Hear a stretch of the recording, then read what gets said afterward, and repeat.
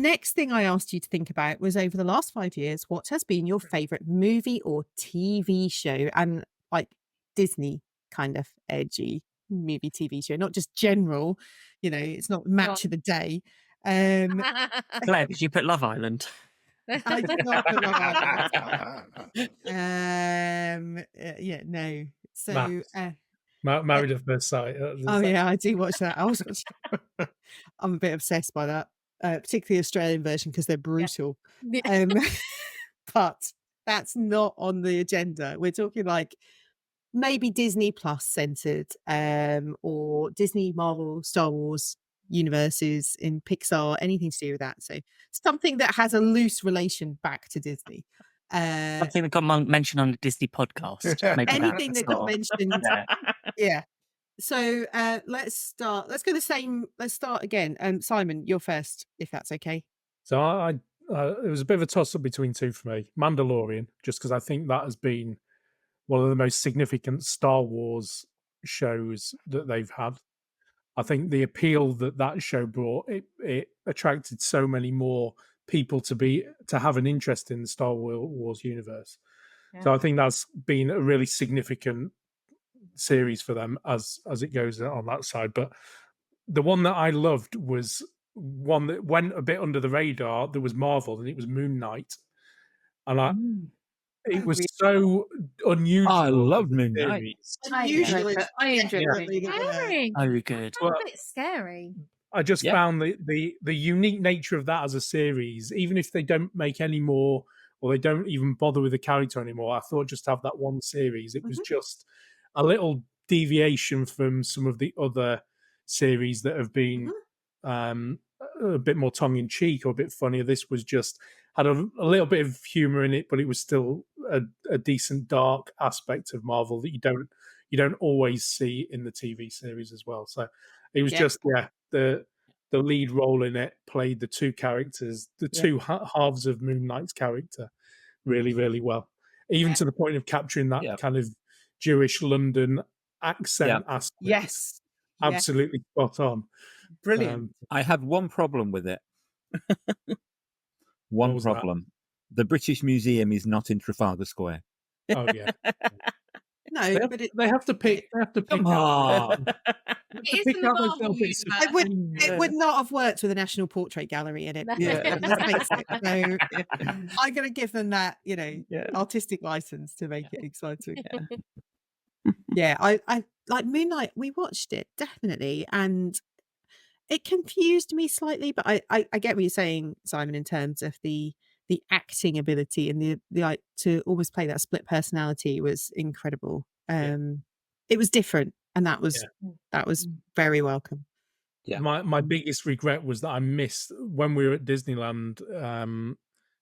Mr. Knight was meeting. Oh wow!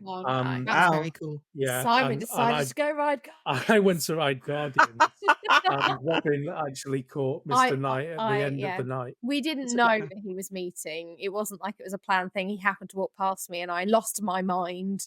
He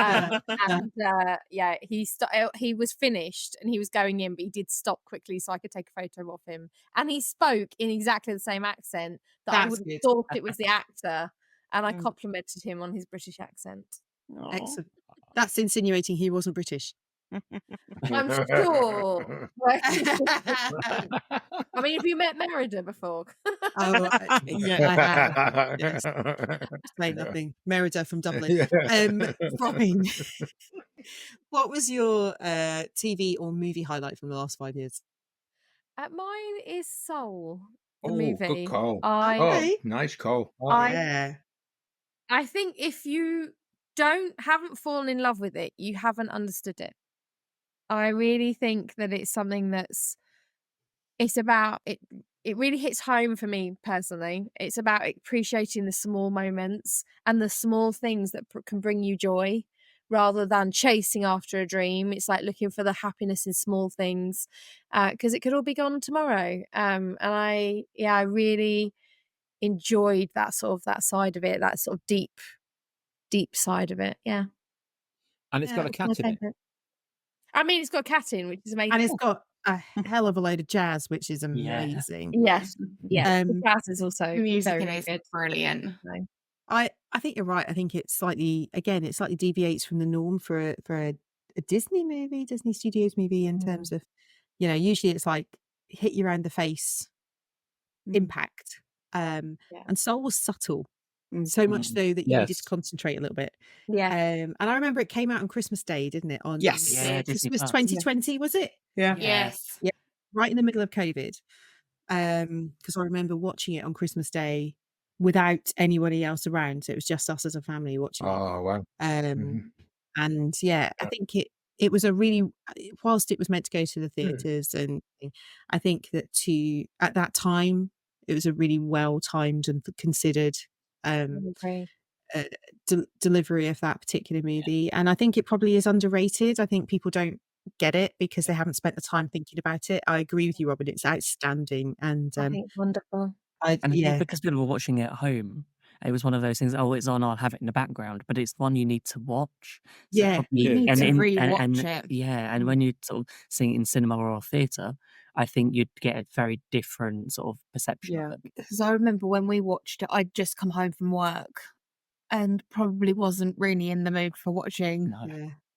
I feel like you need to watch a it film with like an inspirational message. yeah. Yeah. I feel like It's you a- need it- to watch it with a 1920s cocktail and just sit there and enjoy the I've never.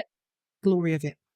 I'm yet to get to the end of it without crying. I don't think. Yes. I'm like that with all movies. Yeah. I'm like that with all Especially Pixar all movies. Pixar films. Yeah. I think that's a Yeah. Pixar It's going sort to go of past the first 10 requirement, minutes isn't it? without crying. There's some nice little voice cameos in there as well. Graham Yeah, Norton. Graham Oh. Norton, Graham Rachel Norton, Ayoade. yeah. Yeah. Yeah. Some It's really brilliant. unexpected people. Yeah. And where did I go next? Ben, it was you next, wasn't it? Yeah. Well, mine is on Disney Plus, but it's actually created by Hulu. So it's not, I'd say officially Disney, but it's Only Murders in the Building. Yeah. I'm hoping that a lot of people may have seen this, but It's brilliant. yeah, it's an incredible series, and it's got Steve Martin, Martin Short, and Selena Gomez. Okay, And- explain it to me. I've not watched it. So what's it about? Okay, it's they create their own true crime podcast. Okay. Based around a murder that's happened in their the building. building Right. And they investigate. Yeah, and and it's they're funny. recording it live, their podcast, as they're going around trying to investigate it themselves. Obviously, getting involved with the police, and it all goes wrong. You can imagine. But yeah, they're now on the 4th series. Yeah. Excellent. And So you say I'm Steve Martin and Martin Short. My brain immediately goes to Dirty Rotten Scoundrels. Yeah. And the previous Oh Canada movie. Yeah. They are so good. And you've got people like Nathan Lane's been in it and all sorts of amazing people. It has some great I mean, cameos as well. Meryl Meryl Streep. Streep. in it, Yeah. Meryl like, Streep, Paul Really? Rudd. Yeah. Yeah. And the third one is based around the musical, so you really have to watch it. Yeah. Yeah. Definitely. Yeah. And you Sorry. find Paul Rudd in there too. Oh yes. Amazing. Yes. Yeah. Okay. Yeah. I'll It's put it on the list. It's one of those And of things. If you haven't come across it, just go open Disney Plus, find it on there, and you'll be able to watch it. It's Is it a really good one to watch on an airplane? Yeah, you Yeah. can easily Yeah. binge it. Yeah. Oh, Yeah. okay. Very They're pretty bingeable. short. Yeah. Yeah. And not just Martin. Yeah. Who was next? Was it you, Peter, or was it you, Jill? It was me. I think it was you. It Peter. was me. So I'm Go going on, for what was yours? Spider-Man No Way Home. Ooh. Yeah. The third Spider-Man. It's brilliant. It's so complicated. Not complicated, but enticing. And I love the fact you get the 3 Spider-Men and you get Spoilers all for the John. old... Spoiler. Yeah. Oh, was this the one? No, this is the one John has seen. I thought you saw Far From Home. No, it was No Way Home. And you get all the old villains coming Yeah, back. Doc Ock and all of that. Yeah. And the ending is just so sad. Spoilers. The ending is just so sad. Yeah, well, I don't care. There's a sad bit in the middle as well. I have to There say. is, yes. Yeah. Yeah. Yeah. So I was watching it with Simon in the cinema, and he leant over and went, "Oh, this is where this happens." I was like, Did you really? "Yeah." Oh, He buried it with there's 3 Spider-Mans. I mean, before it was literally all over Twitter and all over social I had media. avoided all Like, spoilers. The I 3 had of them had avoided- posted photos together. yeah. Like, it wasn't exactly a shock. I had avoided all spoilers until that moment. So everyone in the cinema lost their mind. And I was just like, yeah, you just told me that like 30 seconds ago. That was an amazing moment, though, when It was, Tobey Maguire appears, and it's just like you see the different Spider-Man costumes, and it's just so good. There must be so good. many outtakes between the three of them as well. Yeah, I just think it's very cleverly done. Very cleverly done. Yeah. Good film. What about you, Jill? What did you go for? I'm going for WandaVision. Yeah, we discussed this. I'm annoyed you stole this one from me. You got it down we there before I discussed did. this in detail here on the waffle. And it was so clever. It really kept you guessing as to what on earth was happening. It's in common with a lot of things tonight. It gave you an earworm of a song when we turned out it was Agatha all along. WandaVision, I can still hum Agatha all along. And yeah, it was just, and it also turned up with one of the most profound lines I think I've heard in recent years, which is, "What is grief if not love persevering?" Absolutely. Yeah. Which sounds like it should be Shakespeare, but it isn't. I know. I actually went and Googled it and looked it up because I was convinced it was quoting something. Yeah. It wasn't. Feels like it should be a Shakespeare quote. Yeah, and I think the other thing WandaVision was the costuming. Was just amazing. From like the title sequences for each of the episodes were amazing, but the costuming was so clever, so tongue in cheek. I loved every single thing about WandaVision, including the fact that it was released once a week. And you spent the other 6 days watching all the people online talking about it, coming up with a million different theories as to who was Mephisto and what was going to happen and all of this stuff. And I'm like, Mephisto still has not been in Marvel ever since. No. Well, not yet. All the little Easter eggs that were coming through. I mean, it was so clever.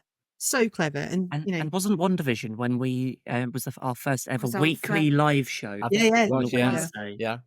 Yeah. Wow. Back in 2021.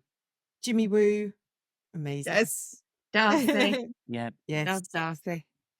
Just so great. It was a really. Her brother in WandaVision was the brother from a different Marvel. Yeah. Yes. Yeah, he was the Evan Peters played Pietro Maximoff in the X-Men franchise. That's right. Yeah. Right. Which really messed with people's heads. It did, yes. But it confirmed X-Men as part of the Marvel Universe. Yes. Yeah.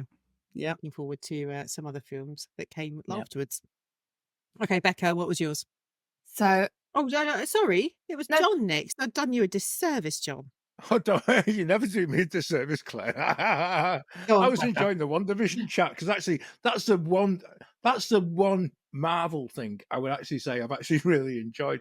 Because obviously being prolific at watching all these Marvel films, and also not being a watcher of films rather than being a watcher of live sport. So yeah, I was totally with Robin with Soul, and I didn't get the memo about it having to be about it being Disney based. So I went on Great British Mickey Waffle based stuff that we've done and plugged relentlessly.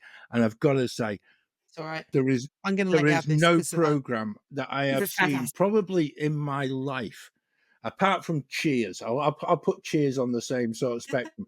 which if you watch the very last Ted Lasso and you watch the very last Cheers, there is a moment in there that we discussed in the second Ted Lasso show that we did. I'm not going to give it away, but go and check it out because it blew my head off.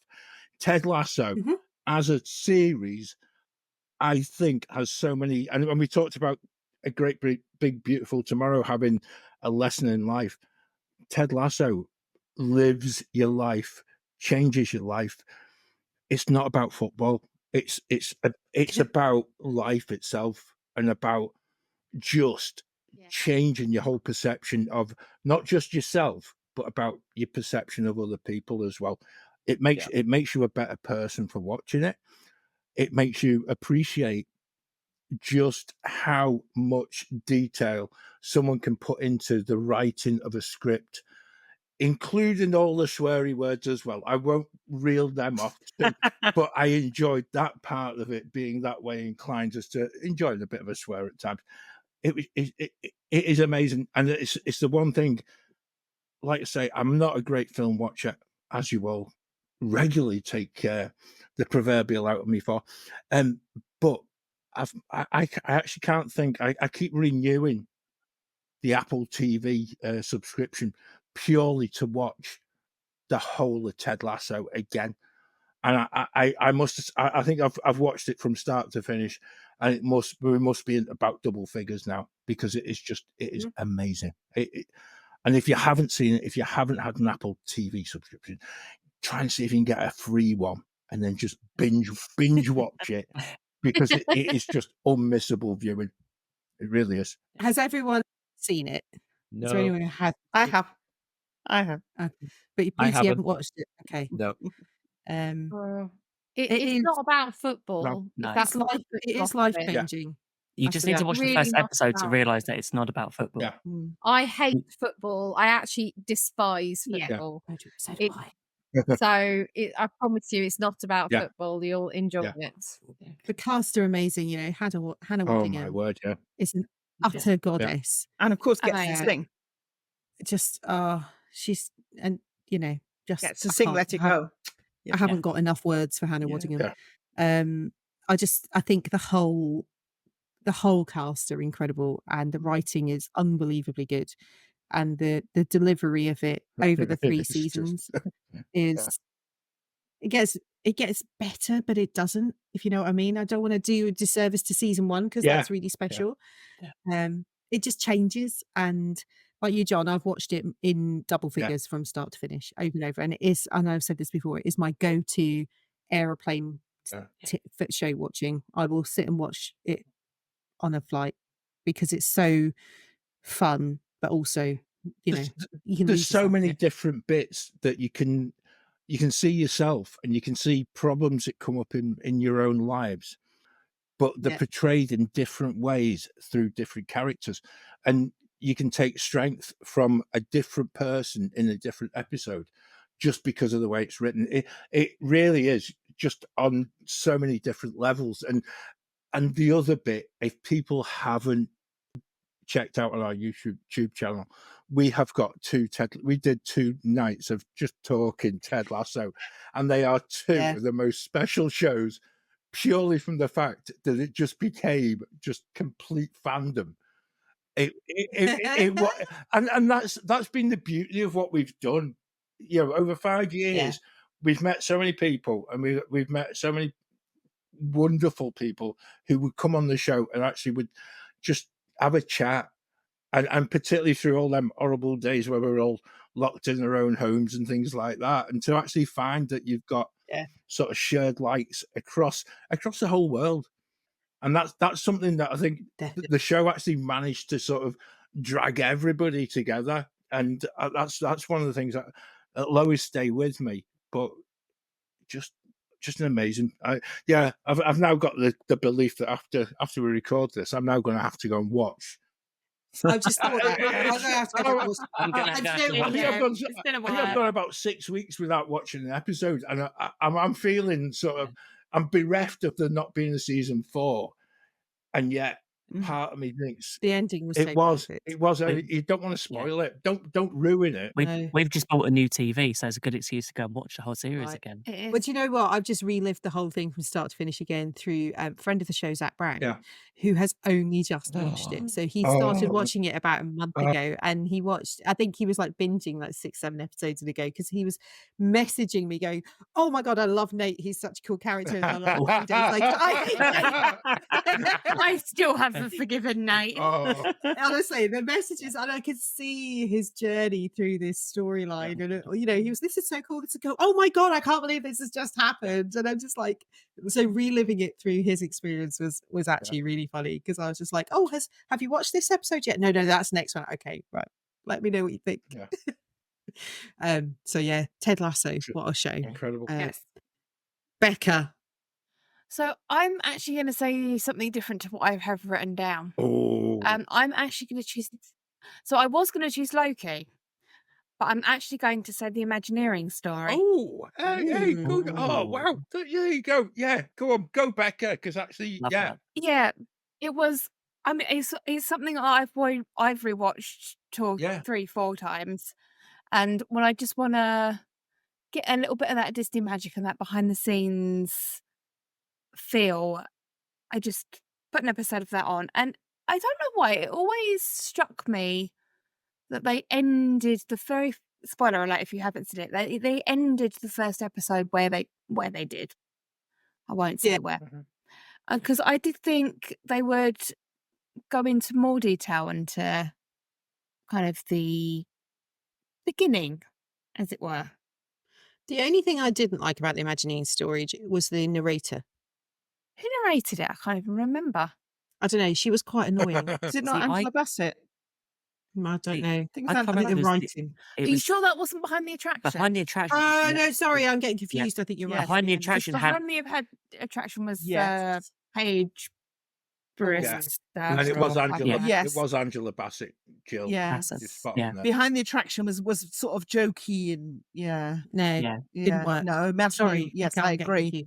I agree. Never forgive her for cheating on Chandler in Friends. Right? She's dead to me. Brilliant. You know what? I did not even realise that was the same actress. Yeah. Good call. I know her as Emily Prentice in Criminal Minds, so. Okay. Well, my movie or TV show, see, I'm left with a dilemma now. So I had written down Guardians of the Galaxy 3.